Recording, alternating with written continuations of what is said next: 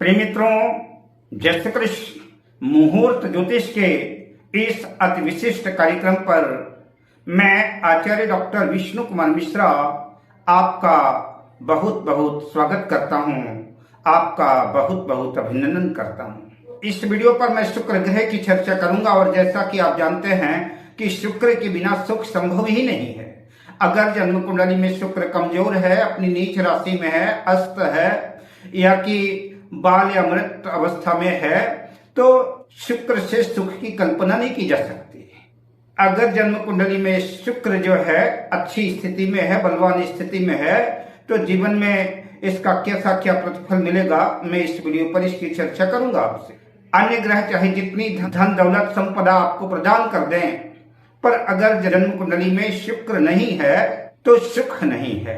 शुक्र नहीं है से अभिप्राय कि शुक्र अगर कमजोर है, मृत अवस्था में है, बाल अवस्था में है, नीच राशि में है, अस्त है, तो शुक्र का प्रभाव आपको नहीं मिल पाएगा। मतलब शुक्र नहीं है, और शुक्र नहीं है तो सुख नहीं है। मैं इसी टॉपिक पर शुक्र की प्लेसमेंट, शुक्र की स्थिति पर चर्चा आपसे करूंगा।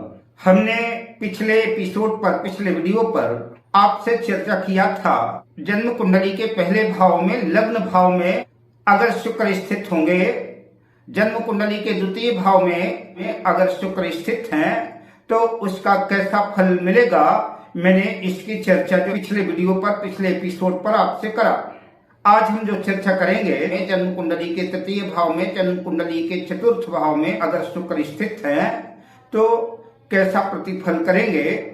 आज मैं इस विषय पर आपसे चर्चा करूंगा, पर मैं विषय क्रम में आगे बढ़ूं उससे पहले आपसे आग्रह, अगर आपने अभी तक हमारे चैनल को सब्सक्राइब नहीं किया है तो प्लीज चैनल को सब्सक्राइब करें, साथ ही नोटिफिकेशन बेल। अब आइए चर्चा करते हैं, शुक्र अगर जन्म कुंडली के तीसरे भाव में स्थित है तो कैसा परिणाम होगा, कैसा फल होगा, इसकी चर्चा करते हैं। जन्म कुंडली का यह तीसरा भाव पराक्रम का भाव है। इससे आपकी शौर्य का, आपके पराक्रम का आकलन किया जाता है। छोटे भाई बहनों का भी भाव है। तो अगर शुक्र लग्नेश होकर के तृतीय भाव में बैठे हैं तो जातक के पराक्रम की वृद्धि करेंगे। जातक जो है पराक्रमी होगा, मेहनत करने वाला होगा, मेहनत से जी नहीं चुरा सकता।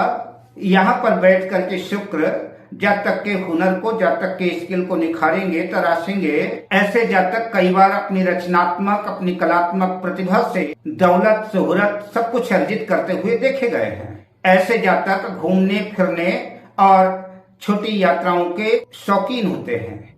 खासतौर से अगर शुक्र तृतीय भाव पर चर राशि में स्थित हैं, तो निश्चित रूप से ऐसा जातक यात्रा करने वाला ही होगा, या कि हो सकता है उसका कार्य क्षेत्र, उसका व्यवसाय भी ऐसा हो जहाँ के हमेशा यात्राएं बनी रहती हों।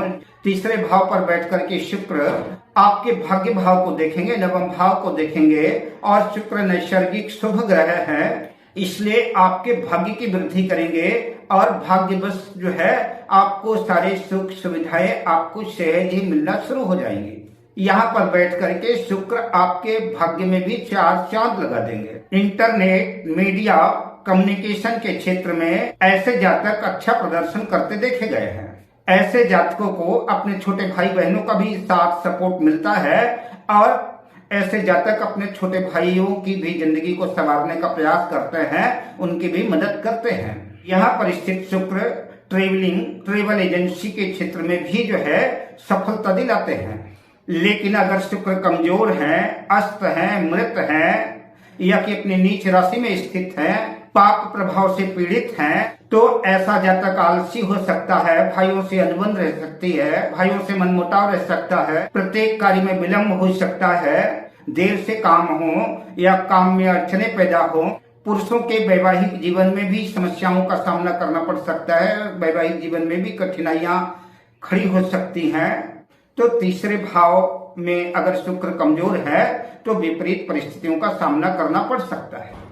अब आइए चर्चा करते हैं कि शुक्र अगर जन्म कुंडली के चतुर्थ भाव में, चौथे भाव में स्थित है, तो जातक को कैसे परिणाम देखने को मिल सकते हैं। चौथा भाव, चतुर्थ भाव सुख का भाव है।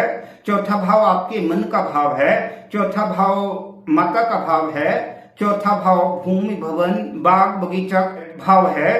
अगर शुक्र जन्म कुंडली के चतुर्थ भाव में अपनी उच्च राशि मीन राशि में स्थित हैं, या कि अपनी तुला राशि में स्थित हैं, या कि वृषभ राशि में स्थित हैं, तो यहाँ पर स्थित होकर के शुक्र मालव्य नामक पंच महापुरुष राजयोग बनाएंगे। लेकिन यह मालव्य योग कर्क लग्न की कुंडली में, धनु लग्न की कुंडली में और कुंभ लग्न की कुंडली में ही यह स्थितियां मालव्य योग की बनेगी। तो इन लग्नों पर शुक्र मालव्य नामक पंच महापुरुष राजयोग बनाएंगे। ऐसे जातकों पर माता का आशीर्वाद सदैव मिलता रहेगा, माता का सहयोग मिलेगा, माता का सपोर्ट मिलेगा और इनका मन भी एकाग्रचित रहेगा। ऐसे जातकों का शानदार बढ़िया सुंदर लग्जरी भवन होगा, लग्जरी घर होगा और उस घर के सामने सुंदर सी इंपोर्टेड कार खड़ी होगी। अगर संयोग से चतुर्थ भाव में शुक्र स्थित है और कहीं से अगर गुरु की दृष्टि जो है तो शुक्र पर पड़ गई, तो ऐसे जातकों के कई भवन, फ्लैट और कई लग्जरी गाड़ियां हो सकती हैं। अगर चतुर्थ भाव में शुक्र मीन राशि में नहीं है, तुला राशि में, वृषभ राशि में नहीं भी है, तब भी चतुर्थ भाव में स्थित शुक्र जो है आपके सुखों में वृद्धि करेंगे, आपको समृद्धि प्रदान कराएंगे और आप अपने सुख और सौभाग्य से संतुष्ट रहेंगे। पारिवारिक वातावरण सहयोगप्रद, सुखद और अनुकूल रहेगा। चतुर्थ भाव पर बैठे शुक्र की दृष्टि दशम भाव पर जाएगी, तो यहाँ पर बैठ करके शुक्र आपके करियर में भी चार चांद लगाएंगे, करियर के क्षेत्र में भी सफलता दिलाएंगे। अगर आप करियर का चयन कर रहे हैं और जन्म कुंडली के दशम भाव से या कि दशमेश से उचित करियर का निर्धारण नहीं हो पा रहा हो, तो अगर शुक्र चतुर्थ भाव में स्थित है, तो चतुर्थ भाव में स्थित शुक्र का भी अगर व्यापार व्यवसाय आप करते हैं, तब भी जो है शुक्र आपको सफलता दिलाएंगे। शानदार भवन, शानदार लग्जरी गाड़ियां, शानदार दुकान आदि, अत्याधुनिक भौतिक संसाधन, नौकर चाकर, सेवक सेविकाएं, यहाँ पर स्थित शुक्र आपको सब कुछ प्रदान करने वाले होंगे।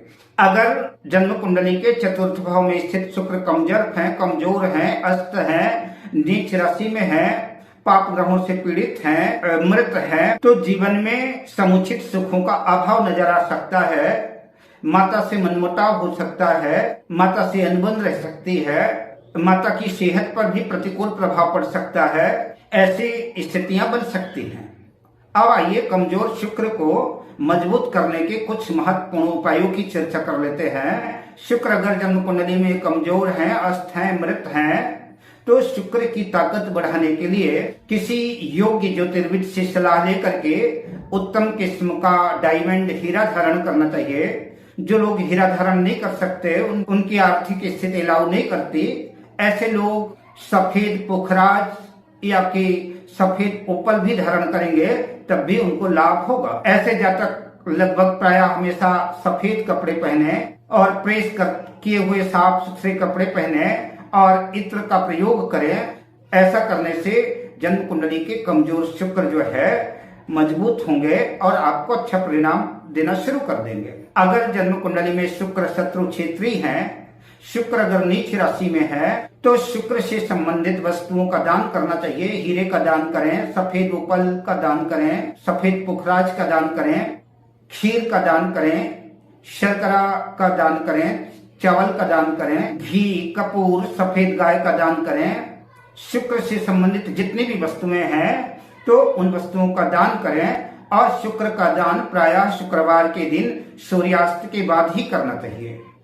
शुक्र चाहे नीच राशि में हो या कमजोर हो, दोनों परिस्थितियों में शुक्र के मंत्र का जाप करना जो है लाभकारी सिद्ध होगा। शुक्र का मंत्र है हिम कुंड मृणालाभम दैत्यानाम परमं गुरुम सर्वशास्त्र प्रवक्तारम भार्गम प्रणमाम्यहम्।